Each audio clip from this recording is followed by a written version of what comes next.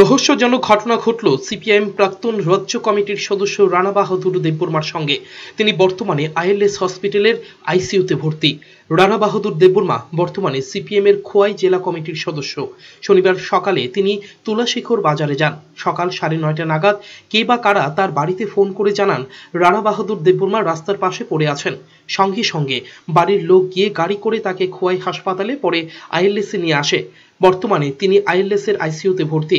ডাক্তাররা জানিয়েছেন তিনি স্ট্রোক করেছে এবং মাথায় রক্ত জমে আছে। কিন্তু গোটা ঘটনাটি নিয়ে ধোঁয়াশার সৃষ্টি হয়েছে, কারণ প্রবীণ রানা বাহাদুর দেববর্মার মাথায় এবং মুখে চোখে আঘাতের চিহ্ন রয়েছে। তা দেখে সন্দেহের সৃষ্টি হয়েছে, কারণ স্ট্রোক হলে মুখে চোখে মাথায় আঘাতের চিহ্ন এলো কিভাবে? তাহলে কি স্ট্রোক করার আগে প্রবীণ এই পার্টির নেতার উপর আক্রমণ চালানো হয়েছিল? উত্তর দিতে পারবেন রানা বাহাদুর দেববর্মাই, কিন্তু এখন তিনি কথা বলার মতো অবস্থায় নেই। ব্যুরো রিপোর্ট, চ্যানেল 3 রাত।